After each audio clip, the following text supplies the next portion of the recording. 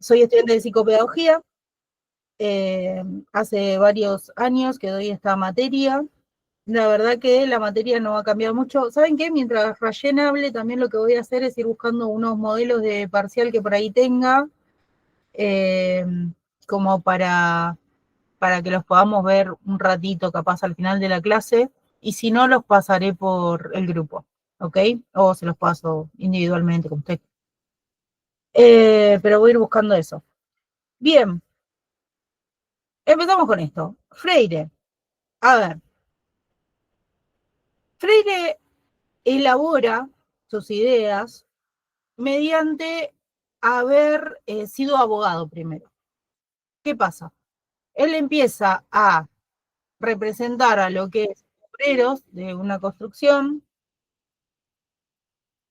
y, bueno, lo que pasa es que en ese tiempo, a ver, tengamos en cuenta que cuando Freire empieza como a ser abogado, o sea, en ese tiempo estaba muy el auge de las fábricas, de hecho acá también en Argentina estaba, él es brasilero, entonces allá también estaba, o sea, estamos acá nomás, pero tipo, estaba muy industrializado, digamos, lo que era el mundo en general, porque ya habíamos pasado lo que era la parte de la revolución industrial, donde había venido todo el auge, digamos, de la industrialización a nivel mundial. Obviamente que en ese tiempo no se daba como en estos tiempos que todo corre muy rápido de un tiempo al otro, sino que se iba siendo progresivo. Hubo un auge muy fuerte, digamos, en cuanto a lo que fue las migraciones, la creación de los estados y demás, donde la realidad es que muchas personas, o sea, vivían de ser los obreros de las fábricas, ¿no? Freire era un hombre que se había formado mucho en lo que era, en ese tiempo también tengamos en cuenta de que se esparcía muy rápido lo que era la idea de Marx, que venía resonando muy fuerte, porque como bien les digo, industrializado mucho y la idea de Marx basada puntualmente en lo que era la lucha de clases, en lo que era esto de, en la lucha de clases, o sea, se divide lo que es la parte obrera de lo que es la parte patronal, digamos. Entonces, ¿qué pasa? Eh, Freire estaba muy formado, digamos, en esa base, lo que es el materialismo histórico, ¿ok? Esto lo pongo como base porque obviamente que su obra y todo lo que vamos a ver va a tener como un tinte ahí medio de eso, ¿sí? De esas ideas, digamos, basadas en esas ideas, ¿ok? Hay que siempre tener como una base de dónde salen tales ideas. Entonces, ¿qué pasa? Él empieza a representar, digamos, a lo que son los obreros en las obras como abogado, ¿ok? Entonces, en ese tiempo se da cuenta de que la gran mayoría eran analfabetos. O sea, ¿cómo se da cuenta? Porque cuando les tenía que hacer firmar los documentos, no sabían ni siquiera poner su nombre, o sea, lo básico. Para firmar un documento, poner tu nombre. Ni siquiera es que tenés que tener una firma muy elaborada. ¿Se entiende? Entonces, ¿qué pasa? Él se da cuenta de esto, ¿sí? Y lo que empieza es a alfabetizar, digamos, a esa parte, a la parte obrera, a donde él, o sea, donde él basaba, digamos, o representaba a los obreros y a los campesinos. Que bueno, más o menos seguían esa línea, ¿sí? Era lo mismo, o sea, había una parte obrera, una parte patronal, digamos, con los campesinos también pasaba lo mismo, o sea, no difería mucho de la idea. Esto, él, obviamente que lo empieza a hacer porque tenía mucha influencia de quien era su mujer, que su señora, está mal decir su señora, ya lo sé, pero bueno, o sea, lo dice acá, su señora, o con quien se había casado, digámoslo así, era docente. Entonces era como que tenía un fuerte, digamos, la moto, un fuerte, una fuerte base, digamos, ahí en cuanto a lo que era lo pedagógico, ¿sí? Esto es importante que nosotros lo establezcamos para entender que Freire no es que saca de la galera y era un tipo que no sabía un pomo y un día se le dio por crear una idea en cuanto a lo que era educación y demás, ¿no? Él empieza a palpar estas ideas. Ahí nace lo que es la educación popular, digamos, de alguna manera, porque él, que después nos va a hablar más profundamente de esto Rayen, pero digo, pensémoslo desde este punto, o sea, él empieza a darle clases a los obreros en las fábricas, en los momentos de descanso de los obreros, ¿ok? Entonces, ¿qué pasa? Él empieza a enseñar, ¿no? Empieza a enseñar de una manera medio rústica, o sea, como le salía. Entonces, ¿qué pasa? Lo que empieza a suceder es que los obreros le decían que como él enseñaba, no le estaban entendiendo, en un punto se da cuenta de esto, ¿sí? Y es ahí, o sea, en ese lapso, donde él escribe dos libros muy importantes en cuanto a su base, en cuanto a lo que fue eh, todo, o sea, lo que luego se apoyó todo lo que fue su obra, que fue Pedagogía del Oprimido, ¿sí? Y el otro, no me acuerdo muy bien, pero Pedagogía de la Liberación, algo así se llamaba, no lo recuerdo bien en este momento. No quiero meter la pata en cuanto al nombre, pero tenía que ver con eso. Pero Pedagogía del Oprimido es su base principal. ¿Por qué? Porque en Pedagogía del Oprimido en lo que habla es sobre el hecho de cómo el ser analfabeto, o el ser analfabeta, pero en este caso, al trabajar, generalmente en las fábricas trabajan dos hombres, el ser analfabeto le, le creaba una condición, o sea, lo condicionaba socialmente a la persona, ¿ok? Y además, bueno, obviamente una fuerte crítica, digamos, a lo que era la educación convencional, ¿sí? ¿Por qué? Porque no habían podido acceder todas las personas. Pero bueno, también estábamos en una época donde nosotros sabemos, porque ya capaz algunas materias lo tuvieron y pudieron acceder a cierta información, que es que en cierta época no todo el mundo accedía a ir a las escuelas, o podía o no, no se les, o sea, no se les exigía, ¿ok? Bien, esto es como la base de las ideas de Freire. Y esto es para nosotros muy importante para luego entender todo lo que crea en base a esto, ¿sí? Primero empieza haciendo una fuerte crítica a lo que es la educación tradicional, ¿sí? Primero, vamos a establecer que en ningún momento Freire dice que no deben existir las escuelas, ¿sí? O sea, él dice, sí, las escuelas deben existir, pero no son el eje principal transformador social, como lo quiere plantear, por ejemplo, lo que ustedes ya vieron, que era la parte de lo que fueron las teorías, no iba a decir las teorías crítico-reproductistas, al revés, las teorías del consenso, ¿sí? Que lo que planteaban las teorías del consenso era la educación como transformación social. O sea, si vos ascendías socialmente, ascendía tu país porque vos aportabas, ¿se acuerdan de eso? Bueno, él dice, no, no es fuertemente, o sea, esa parte, no es eso, solo la escuela, porque lo que hay que mirar como factor principal es lo económico, porque él lo palpaba con esto que yo les decía, o sea, yo no puedo acceder a la educación o se crea cierto, digamos, desnivel educativo, cuando yo no tengo cierto dinero para acceder, y o también viene de la mano el fracaso, o sea, se crea como un fracaso escolar respecto a esto, que después Rayen nos va a aclarar bien todo este punto, y van a ver cómo viene de la mano el tema económico respecto al fracaso escolar, ¿sí? Y a la idea totalizadora o homogeneizadora de la escuela, del yo les enseño a todos lo mismo, ¿sí? Y la idea es como fabricar personas que aprendan todo lo mismo. ¿Qué nos decía Freire respecto a esto? Bueno, fíjense que nos habla de una educación bancaria. Él la llamaba de esta manera. Yo se los voy a resumir en algo simple, sin mucha vuelta, que es la educación bancaria. Lo que él quería decir es que había un ser del saber, que es el educador, que deposita en un ser vacío, el educando, un saber. O sea, lo voy a decir con otras palabras, por si no se entendió. Hagamos una idea de esto. Pongámosle que yo siento que todos ustedes, ¿sí? No saben un pomo. O sea, son seres vacíos del saber.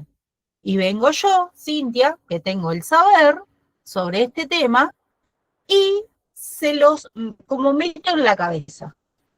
Y ustedes no pueden ni pensarlo ni razonarlo, porque ustedes no tienen un conocimiento, o sea, no me pueden devolver nada en cuanto a esto. Y si alguien de ustedes me llega a decir, che, sí, pero yo pienso, creo, o lo que sea, en cuanto a diferencia, en cuanto a lo que pienso, les digo, ¿cómo vos me podés decir a mí si vos no sabés nada, estás aprendiendo, por algo venís acá?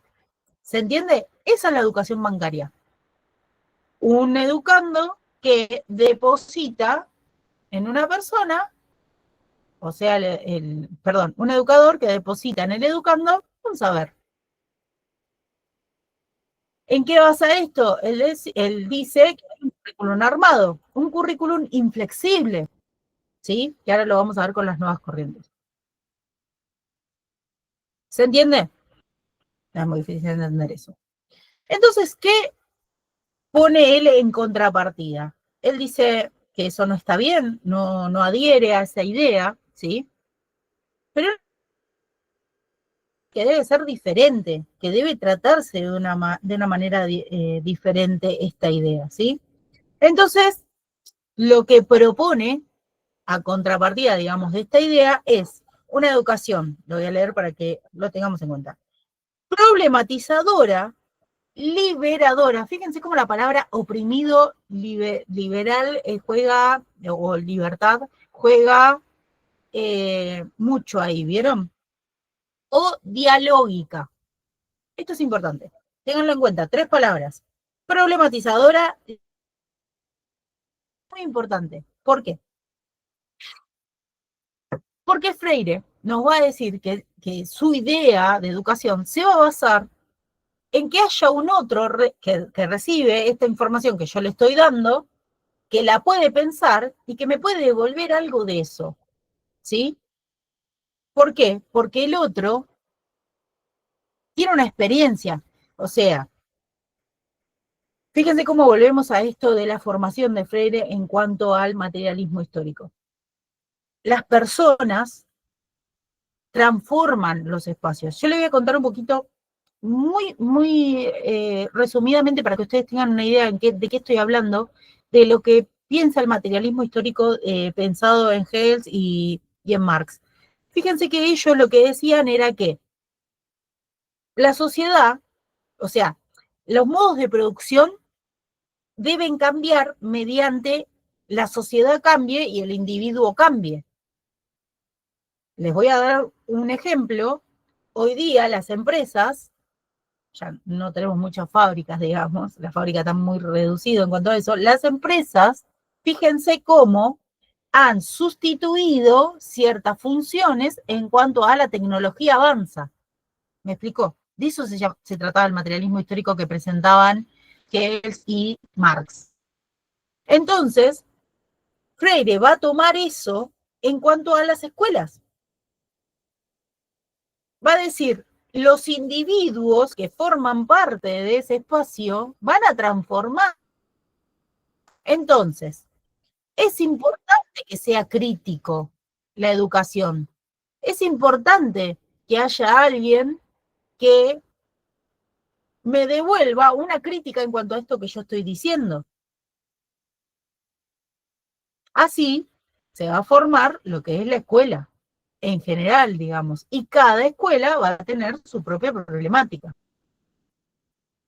Bien, para esto él decía, se forma a los educadores de la misma manera que se quiere luego que funcionen en el aula, ¿sí? Nosotros ya vimos un montón de cosas. Fíjense cómo. Él toma mucho, digamos, más que nada, de la parte de lo que vimos de las críticos reproductivistas, de toda la parte de lo que era las teorías del conflicto. Fíjense cómo va a tomar mucho eso, ¿sí? Esta idea de una resistencia, de crear una resistencia al aprender si yo no puedo aprender con algo que vos no me estás enseñando bien, ¿ok? ¿Cómo es esto de enseñar bien? Fíjense, como yo les decía antes, si yo quiero inculcar, meter una idea en una cabeza que siento vacía, eso va a crear una resistencia si yo no tengo las bases para poder aprender ciertas cosas. ¿Se entiende? Entonces ahí es donde se espera que el educando haga una crítica o devuelva una crítica de eso. ¿Por qué tal cosa? Y ahí es donde se crea lo que espera Freire en cuanto a la educación. El hecho de la horizontalidad, el que el educando y el educador, hay un punto, si bien se entiende que el educador tiene una formación, que eso lo vamos a hablar ahora en unos minutos, se entiende que tiene una formación, pueda aprender algo de ese otro también.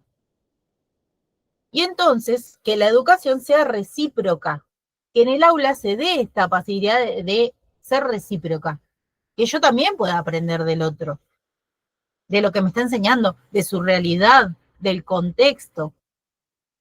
Esta es la idea que presentaba Freire en cuanto a la educación, ¿sí? Y viene todo de la mano de lo que les decía. Él hizo mucho educación popular, porque como bien le digo, o sea, después él tuvo cargos y demás, pero él no era educador en sí. Es más conocido, digamos, o se resalta más la idea de que él era un educador popular, también por las ideas que tenía, digamos, justo estaba en un proceso donde las escuelas no eran muy flexibles en cuanto a ciertas ideas. Había un currículum muy marcado, en ese tiempo era mucho utilizar la taxonomía, donde era el punto a punto, o sea, tiene que ser esto y esto, y él te tiene que dar la hora para meter todo esto que te estamos diciendo. Digamos que él como que batallaba un poco con todo esto de lo que era la educación popular, por eso es muy conocido, digamos, por ser pionero en cuanto a eso y representante de lo que es la educación popular, por las ideas que tenía, obviamente. Que hasta el día de hoy seguimos tratando de que eso funcione, porque seguimos teniendo la misma escuela de la modernidad que trata de hacer algunos cambios ahí poquitos. Bien, eh, bien, hasta ahí vamos con lo que era esto. Les estaba las maestras. No vamos a meterlo con lo que es cartas, que ustedes lo tienen para leer, cartas a quien pretende enseñar, ¿sí? Acá se ve solamente una parte que es la más importante, o lo que quiere remarcar la cátedra, es el hecho de pensar a una maestra que, acá, bueno, dice maestra porque en los tiempos de Freire, como ustedes saben, la gran mayoría de quienes se educaban eran mujeres, básicamente. Imagínense que Freire murió en 1997, o sea, estamos en 90, no estamos muy en los 2000, digamos. Entonces, la verdad que la mayoría eran mujeres. Eh, Acá en lo que es Cartas a quien pretende enseñar nos habla de algo muy interesante, que es el hecho de pensar, digamos, a la maestra como alguien formado, o sea, que va a hacer su trabajo, ¿sí? Más allá, esto no le quita el cariño que puede tener por lo que hace, ¿sí? O sea, si yo estudio tal cosa, es porque me gusta, es porque me quiero formar cada vez más, pero también quiero vivir de eso. Por algo me formé, no es por amor al arte. Y acá nos da un contrapunto que habla de esto de maestra tía, ¿no? ¿Qué pasa con esto? En Brasil, lo que nosotros adoptamos acá en Argentina, vieron, por lo menos en mis tiempos también, y no es que soy tan grande, pero te decían como que la maestra, la seño, era como tu segunda mamá. Y entonces Freire dice que eso encubre una idea muy interesante, que es el hecho de pensar que esa persona como que no te puede abandonar. ¿En qué momentos? En los momentos en los que tiene que luchar por su salario, generalmente, ¿sí? Eh, Como que si te deja, digamos, eh, como que te está abandonando de alguna manera, ¿sí? A ver, él lo llama desde el punto de tía porque en Brasil le decían a la maestra como ser una tía. Él decía, para ser tía no se estudia, ¿ok? La tía tiene un cariño, te da ciertos espacios, te da ciertas oportunidades, como, ¿no? Como ser tía, ¿ok? Pero eso ni se estudia, ni se elige, ni mucho menos. O sea, uno es tío, listo. Pero ¿qué pasa con ser maestro o maestra? ¿Qué sucede ahí? Bueno, yo necesito, o sea, tener un salario digno, ¿ok? Entonces, ¿qué decía? Que cuando una maestra hacía huelga y se la culpaba, que es hasta el día de hoy, tal discurso es hasta el día de hoy, y se la culpaba de abandonar a los niños y no darle, o a las niñeces, y no darle la clase, como que perdían un día de clases y que no lo tenían que hacer. Que si de verdad tenían como vocación y amor por lo que hacían, no tendrían que abandonar a las niñeces, ¿no? Y la realidad es que lo que nos dice Freire es que haciendo esto lo que están enseñando es democracia, que tienen que luchar por sus derechos.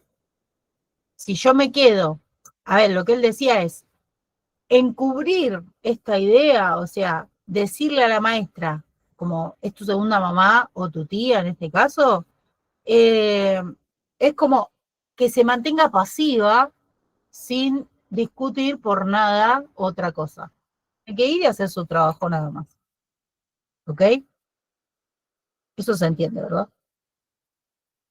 Él agarra y dice, a ver, aunque una maestra sea pasiva o se quiera mostrar pasiva o neutral en la educación, igual es un acto político. Y vamos a diferenciar esto porque es muy importante aclarar siempre cuando se habla de política, que cuando se habla de política no se habla de política partidaria, no importa la idea política que tenga esa maestra. Obvio que en base a la idea política que tenga es el accionar que va a llevar adelante, ¿ok? Pero él decía, ni aunque te mantengas neutral y vos sientas que no te importa lo político, ser pasivo en cuanto a ciertas ideas, estás política. ¿Se entiende? Él decía que es inseparable la idea de la política de la educación. Uno siempre está haciendo política cuando educa. Siempre. Porque por algo está educando. ¿Se comprende esto? Es importante porque, ¿qué vamos a decir? Él era un activista, un militante. No tiene que ver con esto. Tiene que ver con la idea de pensar la política en el todo de un accionar de cada cosa y cada decisión que uno toma en la vida. ¿Sí? Entonces, él decía que mantenerse pasivo en eso era una decisión política también. No existe la neutralidad, no existe el no, el que yo no opine, o sea, quede fuera de ese globo. Voy a tener una postura política siempre. Esto es importante, ¿por qué? Porque Freire, en toda su obra, todo el tiempo, va a basar su obra en la política, básicamente. ¿Sí? Bien, nos dice que al mismo tiempo que estamos hablando de esta de las características o de esta idea, digamos, política de la maestra, de la posición que toma, de luchar por sus derechos y demás, él la va a llamar maestra progresista, ¿sí? Va a tener esta idea de que del maestro progresista, ¿sí? O maestra progresista, ¿sí? Eh, él lo que va a decir es que hay que cultivar, porque no nacemos con ciertas cosas, hay que cultivar ciertas características para estar al frente de un aula, ¿sí? Que son importantes en las características de esta maestra progresista que nos plantea, ¿ok? Yo primero las voy a decir y después vamos a ir haciendo algo eh, más hincapié en cada una. Nos dice que las características que tiene que tener este maestro o maestra progresista es humildad, amorosidad, valentía, tolerancia, decisión, seguridad, tensión entre paciencia e impaciencia y alegría. La primera es humildad. ¿Por qué no hablar de humildad? Porque como bien dije, la idea de Freire es que en el aula hay una horizontalidad de aprendizaje. Yo aprendo del otro y el otro aprende de mí. ¿Ok? Entonces hay que tener y reconocer que nadie sabe todo ni que todo se ignora en su totalidad. ¿Ok? Entonces, de esta manera, yo puedo aceptar lo que el otro me está diciendo, aunque yo sea el educador y el otro el educando. ¿Ok? Como que no somos dueños de la verdad. Eso es una buena frase para tenerlo en cuenta. Después tenemos amorosidad, ¿sí? Acá nos habla de este amor que hablábamos recién, ¿no? El amor que tiene que ver con el hecho de, más allá del cariño que yo le tenga a mis estudiantes, el hecho de ser un luchador, digamos, en cuanto a esto. Un luchador es enseñarle desde todos los puntos al estudiante y mostrarme en tal lugar, ¿cómo decirlo de otra manera? A ver, lo voy a decir de otra manera. El hecho de pensar o ver o ser aspiracional en cuanto a eso del estudiante, o sea, el pensar yo eh, quiero a mi maestro porque él me enseña un montón de cosas, entre ellos la lucha, lo justo, lo que es justo, la justicia, las ideas de igualdad, ¿sí? Y todo esto lo baso en el amor, o sea, lo enseño con amor. Si yo quiero imponer y ¿cómo decirlo? O amedrentar, digamos, a los estudiantes y no va a funcionar, que era lo que hablábamos antes. O sea, si yo le quiero imponer un saber a otra persona, no va a funcionar. No va a funcionar nunca esa idea. Valentía, ¿sí? La valentía nos habla acá del hecho de poder vencer ciertos miedos. A ver, les voy a dar un contexto de escuela, por si acá hay maestros y maestras, lo van a saber mucho mejor que yo, tal vez, pero yo también he trabajado en escuelas en el que estoy hablando desde el no saber esto, pero el pensar en que la valentía que yo tengo que tener es de tomar las decisiones, tomarlas. O sea, que no me vengan a imponer ciertas cosas, digo, desde el afuera, desde la presión social de ciertas cosas. Uno, y voy a tomar nuevamente esto como ejemplo, la idea de luchar por tu salario. O sea, la presión social que se crea de, no tiene, no sé, la vocación, igual yo no creo mucho en la vocación, pero tipo lo de la vocación que te mandan, o tipo cuando te dicen, no, porque no viene hace, no sé, una semana porque tiene enfermo el hijo y qué culpa tengo yo, ¿no? Y mis hijos que no están aprendiendo. Bueno, la valentía de poder tomar ciertas decisiones, ¿sí? Y no sentirse en esa obligación de que lo tengo que hacer porque el otro no va a saber nada si yo no voy, si yo no estoy ahí presente. No, el hecho de pensar que, miren, si ya, de hecho, si yo tomo las dos características anteriores, ya la puedo unir al de la valentía, porque si yo enseñé con amorosidad, ¿sí? Y encima soy una persona que tiene cierta humildad en el saber de entender que aprendemos de los dos lados, no me siento con la carga de que si yo no estoy, esta persona no va a saber un pomo, o no va a aprender por 2 o 3 días que yo no vaya, ¿se entiende? O porque, no sé, tengo que ir a luchar por mis derechos, ¿ok? Entonces, esa es la valentía de la que nos habla, ¿sí? El hecho de tengo que tomar tal decisión. La tolerancia, que, bueno, esto viene muy de la mano de lo que estábamos hablando en cuanto a la humildad, porque la tolerancia tiene que ver con el hecho de entender lo diferente del otro. Cuando yo me paro frente a un aula, hay otras realidades del otro lado, porque son personas y porque viven otras cosas. Imagínense que yo tengo, no sé, 15 pibes, con suerte, por lo menos donde yo poco, pero sé que hay aulas de 30 y pico de pibes, ¿sí? 30 y pico realidades distintas a las mías, e incluso a mi infancia, ¿ok? Entonces, el hecho de convivir con lo distinto, el hecho de adaptarme, el hecho de pensar, tiene que ver con esto, con la tolerancia.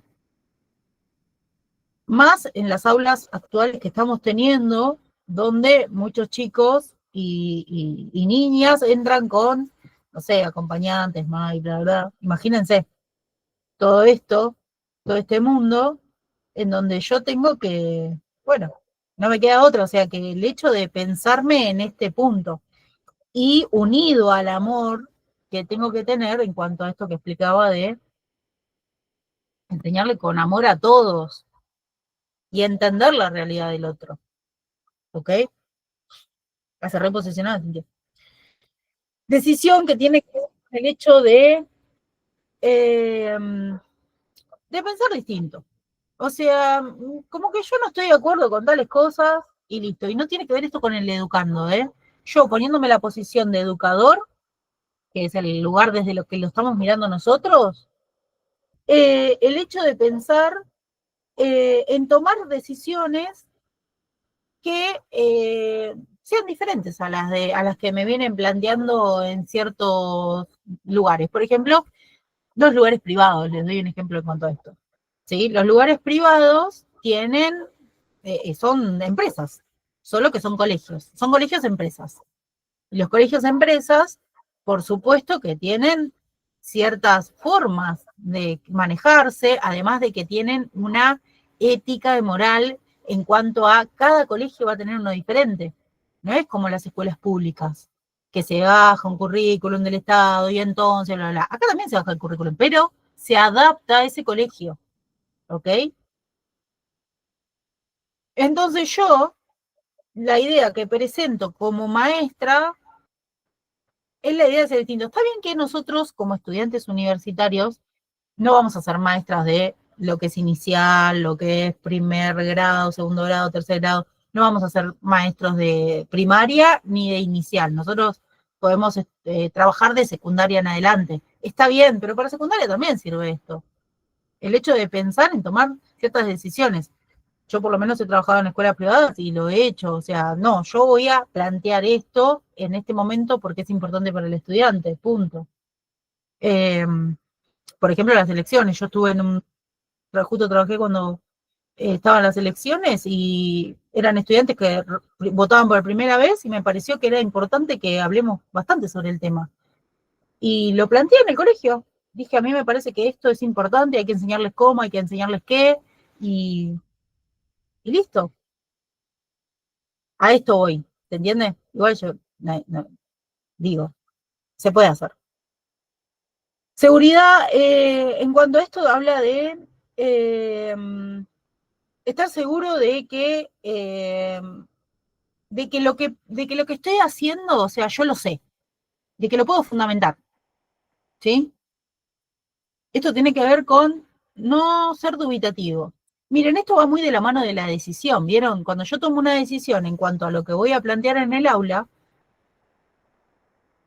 es porque sé que lo que estoy diciendo, o sea, tengo una base, puedo argumentar esa idea, ¿se entiende? Así que va muy de la mano la seguridad que yo tenga en cuanto a la decisión que estoy tomando, ¿sí? Y argumentarlo con tal, esa base, a la decisión de quiero dar este tema, porque me parece importante para mi aula, ¿se entiende? Tensión entre la paciencia e impaciencia, bueno, creo que su palabra lo dice acá, no anduvieron con mucha vueltita, ¿no? Freire, más que nada. No anduvo con mucha vuelta, dijo tensión entre paciencia e impaciencia, porque por supuesto que en el aula se dan situaciones, ¿sí? Donde uno tiene que, a veces, por más que estemos hablando, miren, es muy lindo cuando uno lo lee decir con amorosidad, con paciencia, es muy lindo, pero cuando uno llega al aula y tiene esas realidades distintas y a veces se manifiestan cosas y cuando todo eso empieza a suceder, a veces es como que uno pierde un poco la paciencia, más si tenés, no sé, 300 aulas, más si trabajaste todo el día, ¿no? Entonces, ¿qué nos plantea acá Freire? Bueno, esto como bien decíamos, se cultivan, no es que uno va a venir con esta idea. Entonces, el hecho de ser equilibrado entre la paciencia y la paciencia, hasta acá hay un límite y a partir de acá en adelante esto no lo permito. ¿Y se puede hacer con amorosidad? Sí se puede, realmente se puede. El otro, el estudiantado lo entiende. ¿Por qué? Porque yo cultivé todas las características anteriores para llegar a este punto. Yo puedo plantear un límite en ciertas cosas. Bueno, este es el límite que voy a poner. ¿Se entiende? Se puede porque ya voy cultivando todas las características anteriores. Entonces, se entiende que cuando pongo un límite, lo voy a hacer también con amorosidad, pero al mismo tiempo con firmeza. Parsimonía verbal, esto tiene que ver con cuidado ahí con lo que se habla, con lo que se le dice al otro. Recuerden que tenemos sujetos adelante, ¿sí? Y estos sujetos tienen distintas realidades, como bien los dijimos. Y estos sujetos con estas realidades distintas tienen cada día un día distinto. Al igual que nosotros tal vez, pero nosotros hemos asumido la responsabilidad de estar al frente de ese lugar. Ellos no. Entonces, tratar de, además de tener esta paciencia, o sea, esta tensión, este equilibrio entre la paciencia e impaciencia, dentro de la paciencia, tener una parsimonía verbal, o sea, el hecho de poder hablar con el otro de una manera que no lo hiera. En cuanto se da esto, y también a la hora de explicarle al otro. Si el otro no lo sabe, tratemos de buscar la manera de explicar de maneras distintas, porque para eso nos formamos, para poder explicar de distintas maneras lo mismo, ¿sí? Si no lo entendió, se lo voy a explicar diferente, ¿se entiende? Esto es una rapidez, esto se trabaja, se cultiva, se puede crear, o sea, se puede hacer. De hecho, ya se tiene que tener hecho antes, cuando ya doy el tema anteriormente, o sea, lo tengo que poder explicar de 2 o 3 maneras ya solita cuando lo armé. Y la alegría de vivir, que a mí me da mucha gracia porque, tipo, imagínense que uno labora unas cuantas horas, digamos, dentro del aula, y me encanta que diga la alegría de vivir porque llegas a la cuarta aula, ¿no? Y, tipo, ya la alegría de vivir quedó en la primera. Pero el pensar, digamos, por lo menos que yo estoy ahí, que hay otros esperándome para aprender algo, o si no están esperándome para aprenderlo, bueno, el crear en el otro la idea de querer aprenderlo, ¿sí? Así que esto es como el hecho de pensar de que yo puedo transformar desde un lugar muy chiquitito, y si somos un montón, transformar la educación, la escuela, como la vemos hoy en día, tan hermética, tan homogeneizadora, tan excluyente en un montón de cosas, que, como bien decimos, nosotros la criticamos para bien, porque la queremos, o sea, nosotros queremos que la escuela siga funcionando, queremos que los establecimientos educativos sigan funcionando, por supuesto que adherimos a lo que Freire dice en cuanto a eso, y lo queremos transformar. Que esto me da pie a la idea que tienen lo que es las corrientes, las nuevas corrientes, ¿sí? Las nuevas corrientes tienen esta idea de pensar primero por las ideas que él tenía, ¿sí? Fíjense cómo él pensaba que desde el aula misma yo puedo transformar la realidad, tanto de otros como de la escuela en sí, y sacar esa idea de una educación tan cerrada, ¿sí? Y de un maestro bancarizado, o sea, de una idea de pensar, de meter en el otro que está vacío la idea que yo tengo porque yo lo sé, ¿sí? Fíjense cómo Freire hace como un piso en cuanto a esto y nos invita a criticar la escuela para bien, para que sea transformadora real y que la escuela, esto es importante para lo que estoy diciendo de las nuevas corrientes, no me estoy yendo de tema. Lo que nos plantea, mi gata me está llamando, lo que nos plantea las nuevas corrientes es pensar que yo puedo transformar la escuela porque somos somos ciudadanos, somos sujetos que van cambiando a medida que el tiempo va cambiando. Entonces la escuela no se puede quedar, porque si no, no está yendo al ritmo de los cambios que se crean a nivel social. Por lo cual, fíjense cómo cambia el lugar de la escuela. ¿Por qué? Porque cuando nosotros veíamos las teorías del consenso nos decía que la escuela fue creada, ¿sí?, en la modernidad, ¿recuerdan? En lo que fueron las revoluciones, que lo vimos en la primera parte, que decía que la escuela fue creada como transformadora social. Ahora, si la sociedad avanza y los estudiantes avanzan y la escuela se queda, ya no es transformadora social. Entonces Freire, que nos planteaba la idea de que, como bien les decía, con esta base del materialismo histórico, de que un espacio se transforma mediante la persona que lo habita, se transforme y la sociedad se transforme, esta es la idea que nos plantean también las nuevas corrientes. Entonces acá nos habla de mirar el currículum oculto, que es algo que no venían viendo las teorías del consenso y las teorías del conflicto. Muchos plantean que la idea de esta idea de las nuevas corrientes es como una actualización de lo que es las teorías del conflicto, como que nacen de ahí. Y es verdad, nacen un poco de las críticos reproductivistas, ¿sí? Pero también le hacen una crítica a las críticos reproductivistas. ¿Por qué? Porque las teorías del consenso y las teorías del conflicto, todo lo que hicieron fue mirar a nivel social, o sea, el ciudadano salido de la escuela, pero nunca se miró dentro de la escuela. ¿Qué es mirar dentro de la escuela? Es lo que las nuevas corrientes nos hablan del input y el output, ¿sí? Lo que entra y lo que sale. Es esta idea de pensar qué pasa dentro de la escuela y que cada escuela tiene una realidad diferente y tiene personas que la habitan diferentes. Yo siempre doy este ejemplo y debe haber 800 videos en mi YouTube que hablan de este ejemplo y lo voy a seguir poniendo porque vivo en el mismo lugar, que es que acá en mi barrio yo tengo cerca fácil unas 5, 6, 7, casi 7 escuelas, ¿sí? Tengo 7 escuelas, tengo 4 públicas y 3 privadas, cerquita, acá nomás, ¿sí? Algunas puedo ir caminando y en otras un colectivo y estoy. ¿Se entiende? 7 escuelas, acá nomás, a la redonda. Cada una de esas escuelas, y están acá, ¿eh? Cada una de esas escuelas tiene una realidad distinta porque los sujetos que la habitan y los sujetos que van a esas escuelas son diferentes. Y a nada estoy de 3 escuelas, 4 escuelas más, 3 privadas y una escuela pública más.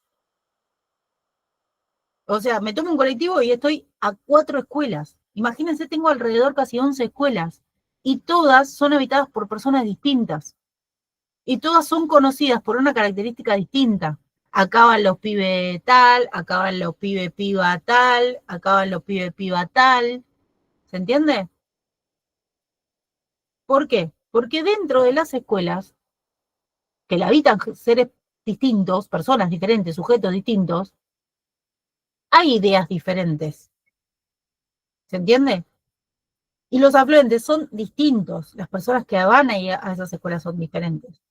Entonces, esto es lo que nos hablan las nuevas corrientes en cuanto a lo que es la caja negra de la escuela, el mirar para adentro de la escuela, las necesidades que tiene esa escuela, las necesidades que tiene cada aula, la directora o el director que forma parte de esa escuela o que en realidad es el que casi conduce, digamos, una escuela. ¿Qué es la caja negra? Paréntesis, vamos a explicar. ¿De dónde viene este concepto? Este concepto se utiliza para los aviones. Lo han escuchado más de una vez que cuando un avión cae, ¿sí? Se busca la caja negra. Yo les voy a explicar, para quienes no lo sepan, que estoy segura de que la gran mayoría lo sabe, lo que es la caja negra. La caja negra se busca, generalmente cuando un avión cae, porque deja registrado todo lo que se va diciendo. Cuando un avión está cayendo, generalmente pierde en un momento la comunicación con lo que es las torres, ¿sí? Pierde como cierta, no se puede comunicar más con las torres, ¿ok? Entonces, al perder esa comunicación, lo que hacen los pilotos es seguir comentando todo lo que sucede hasta que caen. Ir comentando todo. Entonces, cuando un avión cae,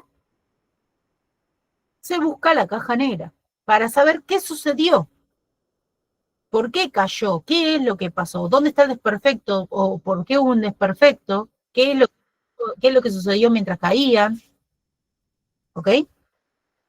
¿De qué nos da idea esto y por qué hace un paralelismo con la escuela y el adentro de la escuela?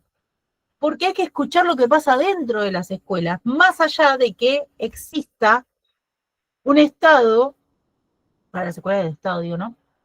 O quienes arman los currículos, vamos a decirlo así, quienes arman los currículos, porque esto es más general, quienes arman los currículos para las escuelas. Los currículos son generales.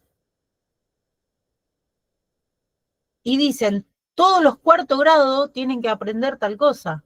Ahora, mi cuarto grado está capacitado para aprender tal cosa. ¿Qué base tiene mi cuarto grado? ¿Quiénes son los pibes que habitan ese cuarto grado? ¿Quiénes son los pibes que habitan en mi escuela? ¿Se entiende? Lo traté de explicar lo más simple posible. ¿Qué me falta? Bueno, acá obviamente que las nuevas corrientes adhieren a todo lo que Freire dice, ¿no? Se espera que haya una interacción docente-alumno, eh, el currículum que sea un currículum flexible, ¿sí? Obviamente que esto es todas las ideas que ya vimos de Freire, por eso venimos a colación en cuanto a esto, por eso decidí darlo después, ¿no? Para que ustedes, para que se entienda más de dónde viene esta base.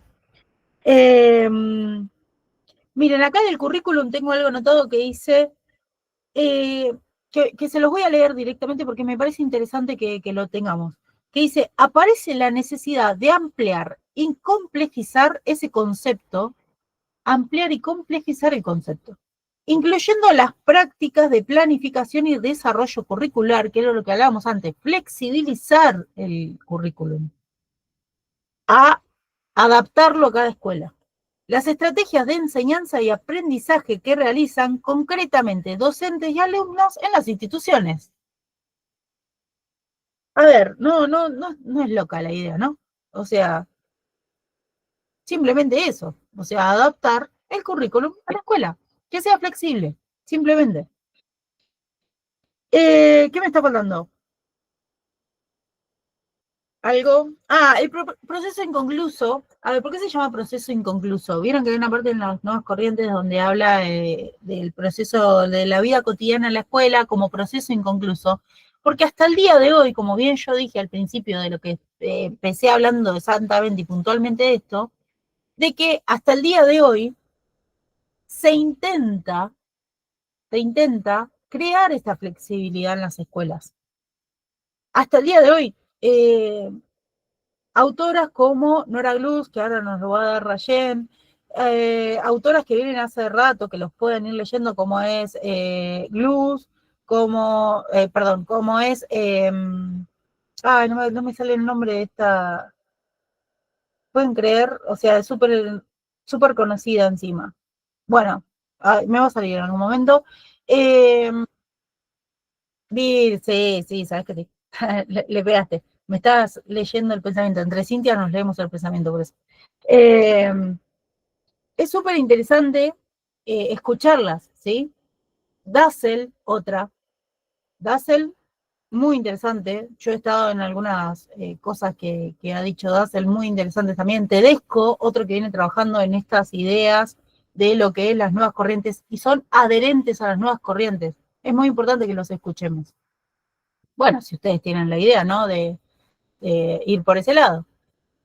Más que nada, digo, a los de ciencias, y acá de ciencias, que trabajan puntualmente, digamos, y van a trabajar, digamos, en el ámbito más escolar, por ahí no sé si tanto psicopedagogía, que trabajamos más con los aprendizajes que dentro de las escuelas en sí, o con las escuelas, pero los de ciencias sería muy interesante esta visión, digamos, de que tiene Freire o que tienen las nuevas corrientes o la crítico, se va a llamar crítico todo el tiempo. Acá en esta facultad se ve mucho la idea de la pedagogía crítica, que es lo mismo, ¿eh? en las nuevas corrientes. Esto que les decía del proceso inconcluso es por esto, es porque hasta el día de hoy lo estamos charlando, lo estamos hablando, lo estamos pidiendo incluso, ¿no? El hecho de flexibilizar algunas cosas, el hecho de repensar la escuela, hay cosas que se están haciendo muy forzosas, por ejemplo el tema de la inclusión, que lo único que hace es excluir más que incluir, el hecho de la tecnología muy forzoso, cómo se está metiendo en las escuelas, y eso no da cierta parsimonía. Las maestras no formadas para ciertas cosas que les están metiendo en la escuela, ¿no?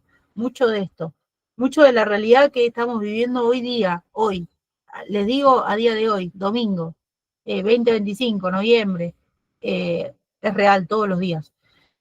Por eso se llama proceso inconcluso, porque la realidad es que se sigue pensando. Y lo que invitan las nuevas corrientes es a no dejar de pensarlo a lo largo del tiempo. ¿Por qué? Por esta idea transformadora que hablábamos antes.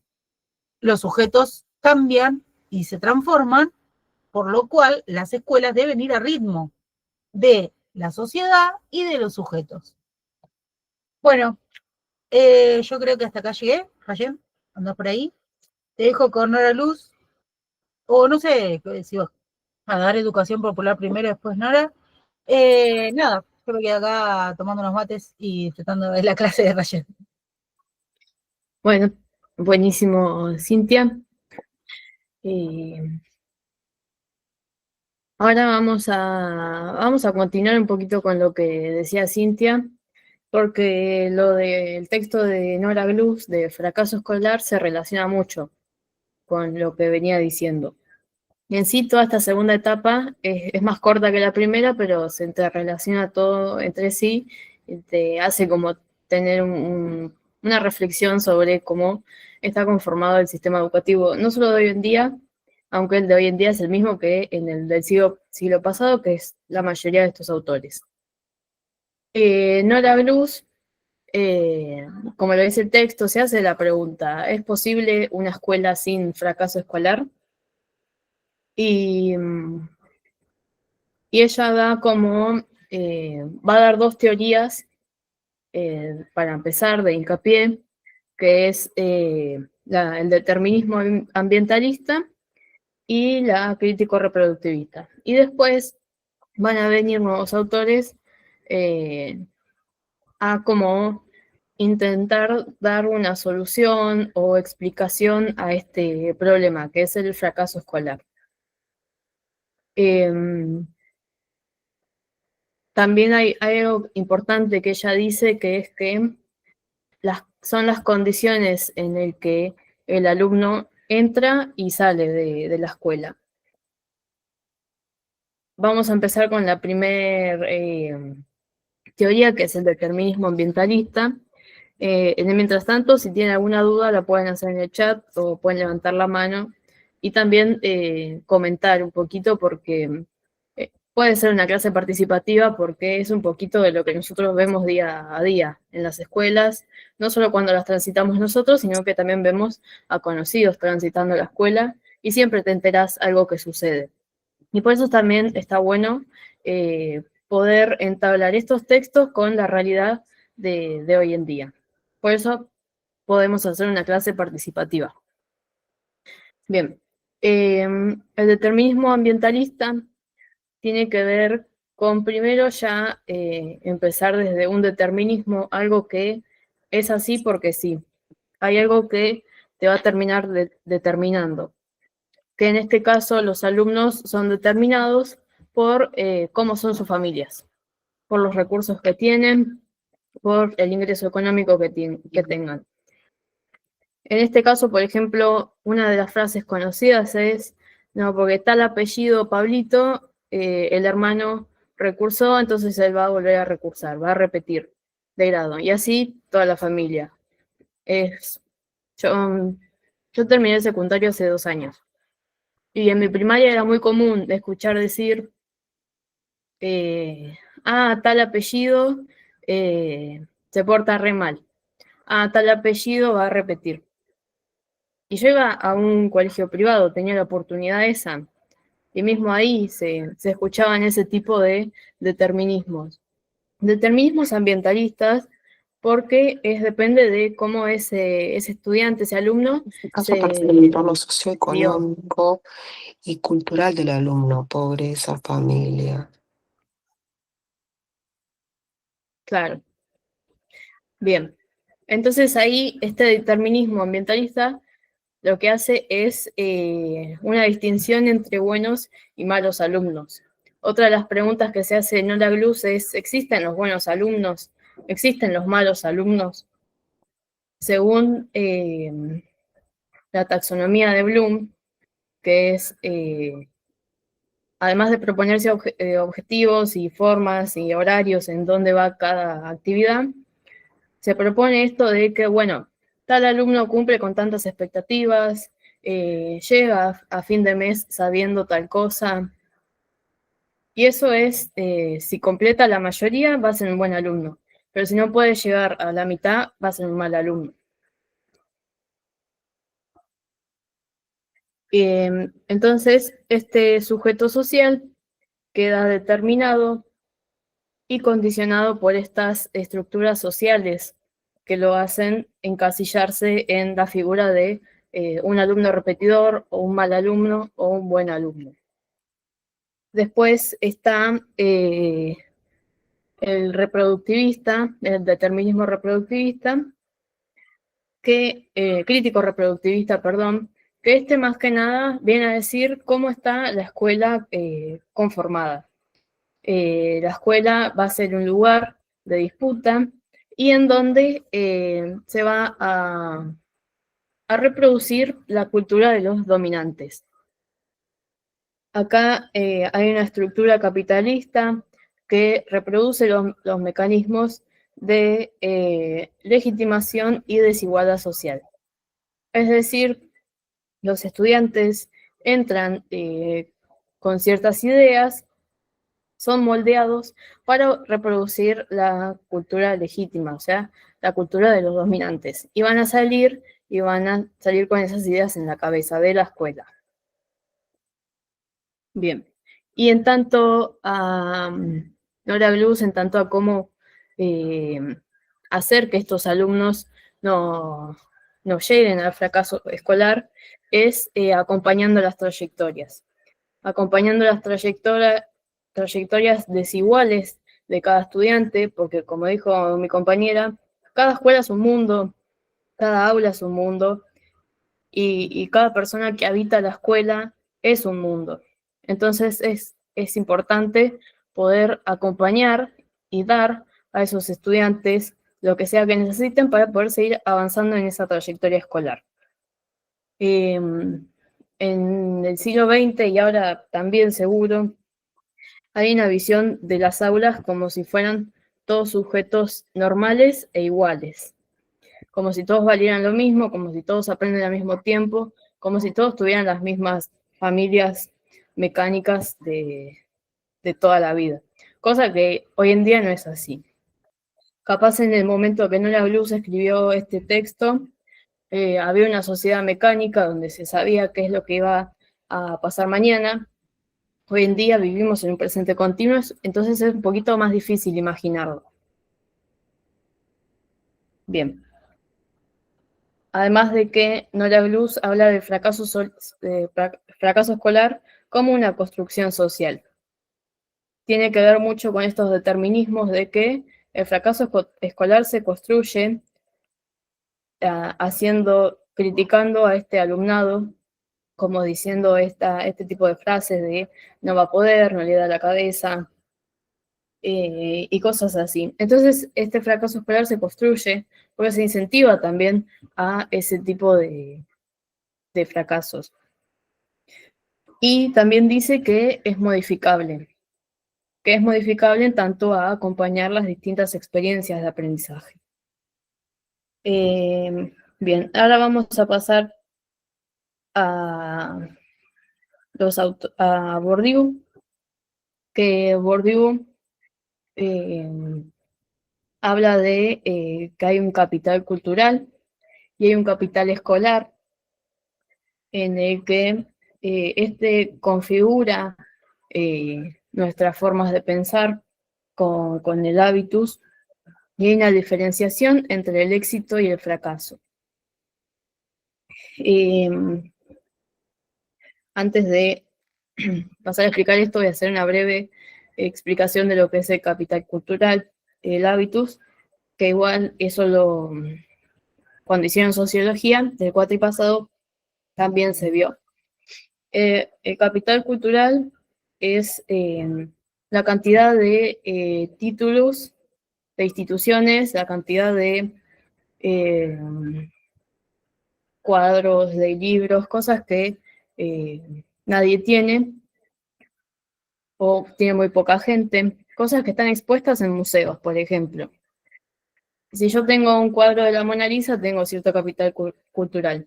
Si yo tengo 5 títulos de universidades, yo tengo capital cultural. Va más por ese lado. Es cierto peso por diplomas.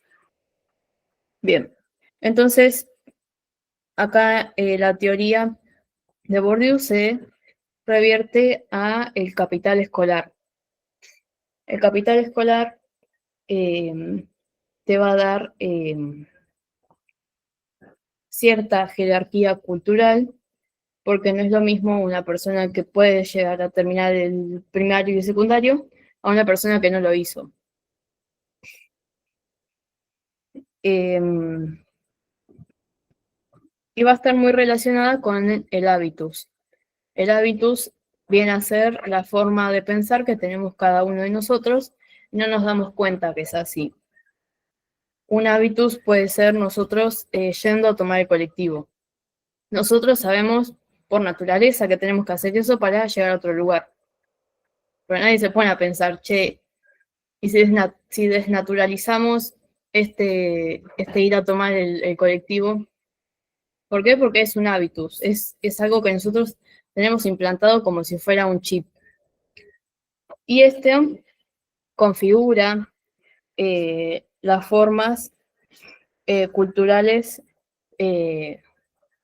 como más importantes o menos importantes y cómo nos desarrollamos nosotros en el día a día. Que hay un hábitus particular en las escuelas. Hay cierta forma de comportarse, cierta forma de ir. ¿Por qué? Porque tienen un libro de reglas, además, pero también existe lo que se puede comparar mucho también con el currículum oculto, que, no sé, tenemos tal tiempo para ir al recreo. Nosotros sabemos que a tal hora toca el timbre del recreo. Ese es un ejemplo de hábitos. Y entonces, a la existencia de este capital cultural y este capital escolar, la escuela legitima estas formas de herencia social o herencia natural, que está muy relacionada con el determinismo biologicista, y de esto que hablábamos antes, de tal repite porque tenía un hermano repetidor, o tal repite porque en la familia tal y tal cosa. Bien. Y ahora vamos a pasar al otro autor, que es Bowles y Hintis, que ellos hablan de la escuela como una adaptación al mercado de trabajo, a la obediencia, a la sumisión y a la jerarquía. Es decir, hay alguien que entra por la escuela siendo una persona y va a salir siendo un sumiso, un obediente, y va a tener que ser un buen trabajador. Y esto más que nada es para las clases bajas, que aprenden a obedecer, que aprenden el silenciamiento, la obediencia, a no pensar. En cambio, las clases acomodadas se les pide que desarrollen la creatividad y tengan autonomía. Esto dice el autor Bowles y Hintis en tanto a lo que es la escuela.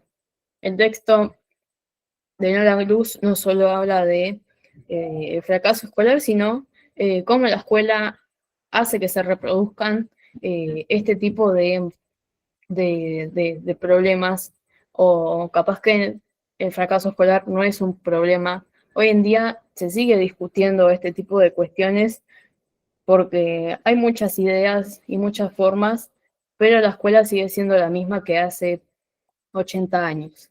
Entonces, hay muchas veces que estas ideas quedan chicas en tanto a ver la realidad de una escuela. ¿Hay alguna duda, consulta de Nora Gluz?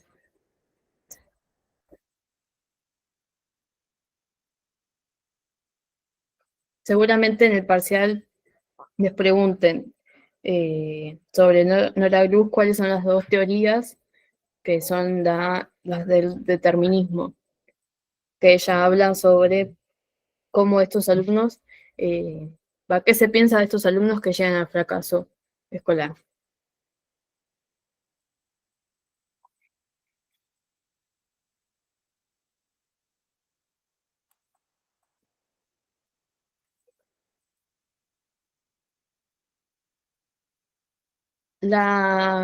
Acá en el chat preguntaron diferencia entre ambientalista y biológica. La biológica tiene que ver con la herencia, tiene que ver con que tu hermano repitió, entonces vos también vas a repetir. Y la ambientalista tiene que ver con de dónde viene esa persona. Si los padres tienen que trabajar los dos y a ese chico lo cría la abuela, tiene que ver más por ese lado.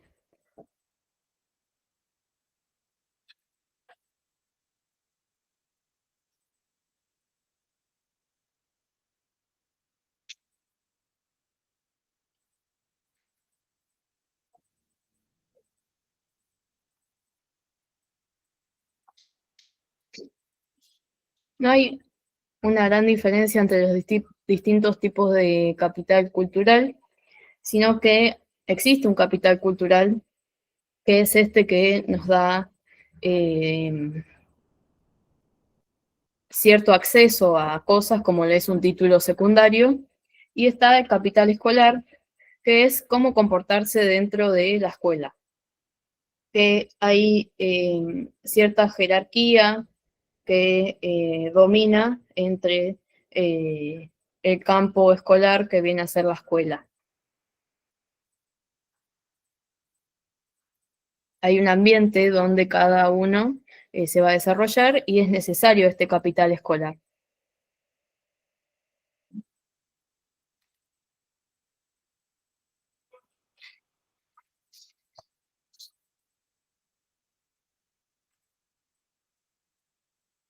Bien, entonces, si no hay más dudas, cualquier cosa, nos pueden mandar mensaje por WhatsApp o mandar mensaje por el grupo que vamos a estar respondiendo.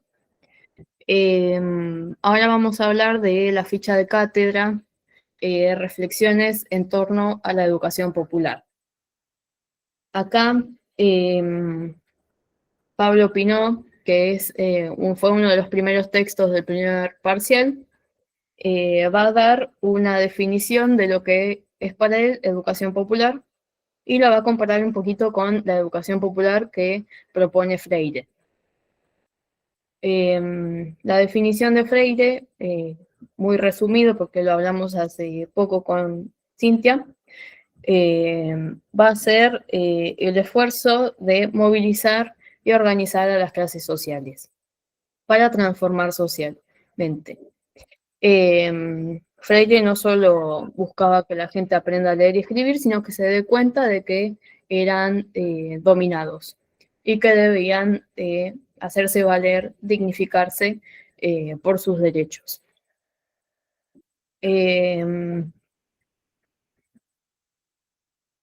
No sé si al contrario, pero sí muy diferente a lo que decía Freire, Pinot va a establecer un contexto y pautas en donde se va a dar la educación popular.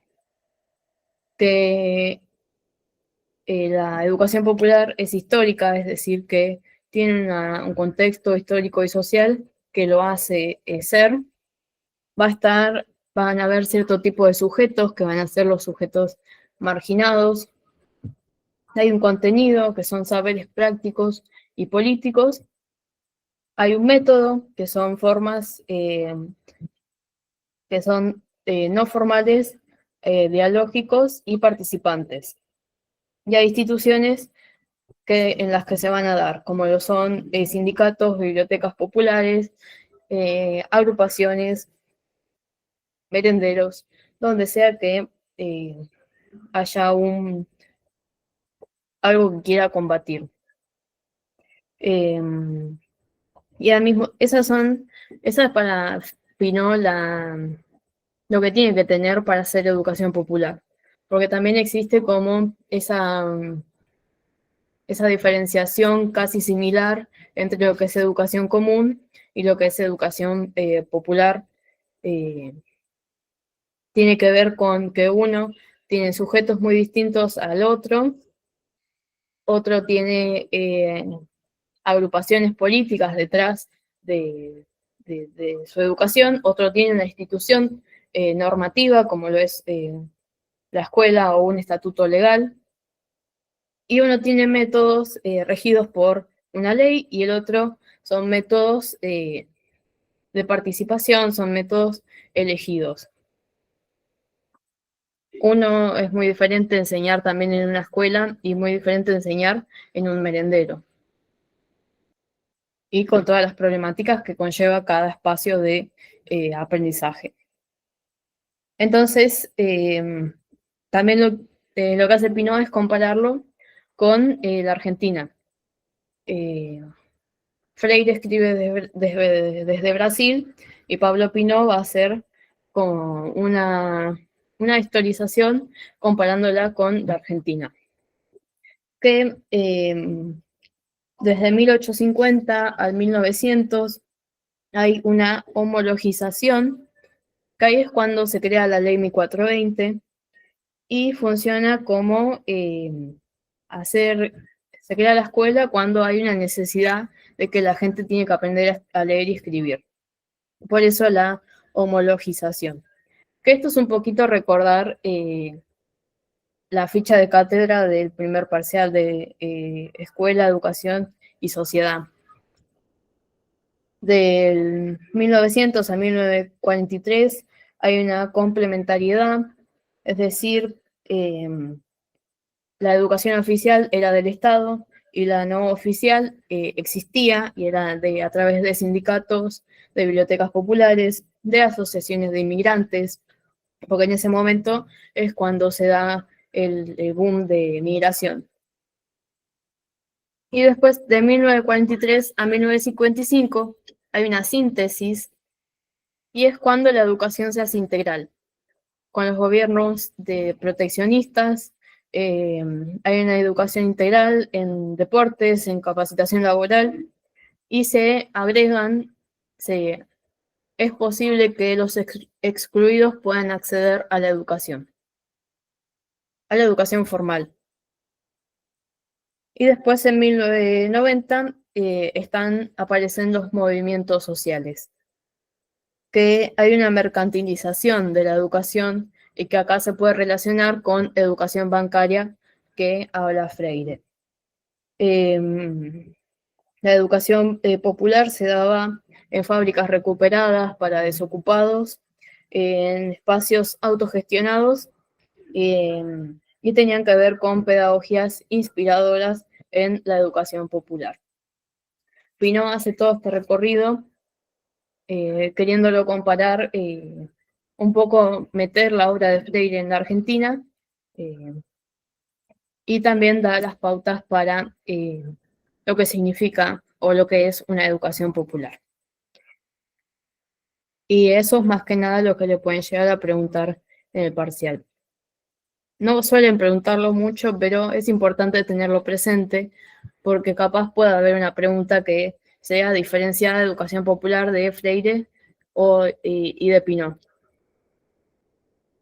Bien, ¿hay alguna duda hasta acá?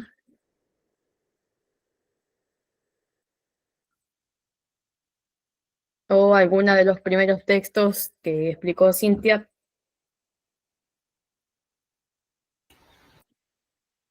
Yo voy a agregar que recién decías que puede haber una posible pregunta, que una pregunta posible que le pueden hacer en cuanto a lo que recién Rayen estaba diciendo es ¿cómo define educación popular Paulo Freire? Como bien le decía Rayen, por ahí se tiran más a preguntar sobre Freire o Pinot, igual no tomen esto, nosotros le decimos como palabra exacta, o sea, ustedes estudian todo, pero tipo suele suceder eso.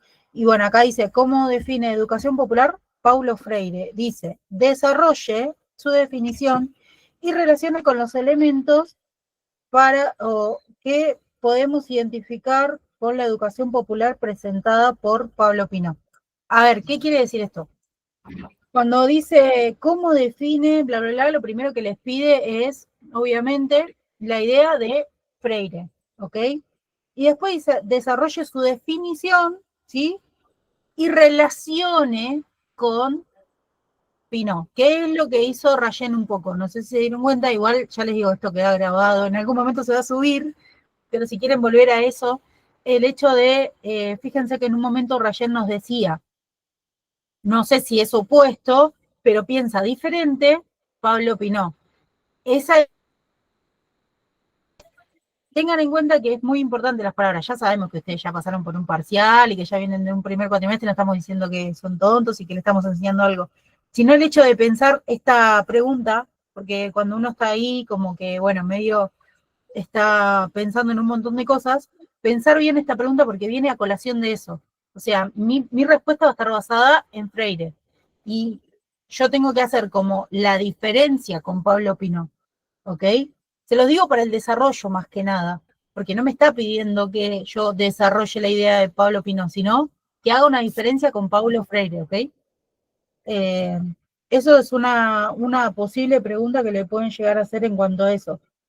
Y acá tengo lo mismo, no, tengo otro que dice, defina qué se entiende por educación popular según Freire, compare qué valor tuvo este concepto en la etapa descrita por Pinot como la homologización con el periodo de oposición. Fíjense ahí cómo tienen que unir un poco un montón de cosas. Pero ¿qué me está pidiendo primero? Defina qué se entiende por educación popular según Freire. Así que la respuesta tiene que estar basada en la idea de Freire y luego todo lo demás en cuanto a diferencias con esa idea eh, o si es oposición, directamente oposición a eso. Te lo digo para la idea de en cuanto a armar respuestas de parcial. Siempre tenemos que pensar eso cuando nos piden ciertas cosas. Esas son posibles ideas en cuanto a esto. Acá tengo otro que habla de Pinot, miren. Dice, según Pablo Pinot, ¿cuáles son los elementos que definen la educación popular? Ahí está basado en Pablo Pinot. Dice, dar ejemplo. Este autor desarrolla diferentes periodos en la relación entre educación popular e instrucción pública. Caracterice el de síntesis. Primero desarrollo la idea de Pinot y luego lo otro, ¿ok? Doy los ejemplos pertinentes, todo qué sé yo, y luego voy a la otra parte. O sea que son respuestas basadas en dos partes y lo tengo que tener en cuenta. Nada, esos son más o menos, tengo más, pero son medio parecidos todos. Son medio parecidos. La verdad que la idea es más o menos eso para que lo tengan en cuenta. Y a la hora de estudiarlo también, o sea, tener en cuenta eso. Fíjense que era lo que decía Rayen, o sea, generalmente se basan en Pinot y en Freire, y, o sea, esto es como la base, y después lo demás, bueno, en oposición o en diferencia con tales u otros momentos históricos en cuanto a la educación popular. Creo que habían hecho una pregunta. Yo quería saber, para vos, Rayen, yo quería saber si podés repetir lo de antes de homologización.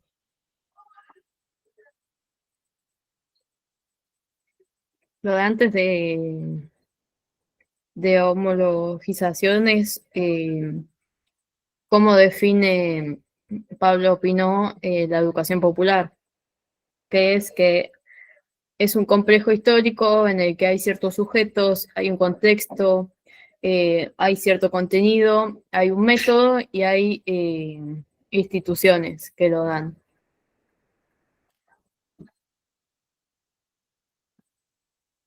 Pero, bueno, lo voy a repetir breve. Pinot dice que hay un complejo histórico que hace que la educación popular sea lo que es, que tiene que ver con ciertos sujetos que suelen ser personas marginadas, personas de bajos recursos. Hay un contenido que son saberes prácticos y políticos. Hay un método que es no formal y tiene que ver con el diálogo y con la participación. Y hay instituciones que suelen dar la educación popular, que son sindicatos, bibliotecas populares, merenderos o agrupaciones políticas. Eso, así de simple es Pablo Pinot. Ahí una compañera levantó la mano. ¿Podrías repetir de nuevo la última caracterización? La última caracterización son las instituciones, que suelen ser sindicatos, bibliotecas populares, agrupaciones políticas.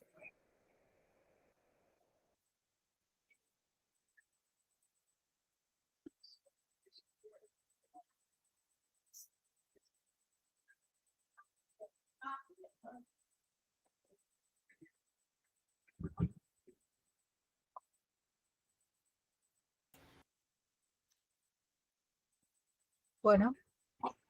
¿Tenemos alguna pregunta más? No. Bueno. Chicas, una pregunta. Sí. Me cuesta diferenciar mucho a Pinot con Freire, porque entiendo que dentro de la educación popular piensan o están parados desde el mismo lugar.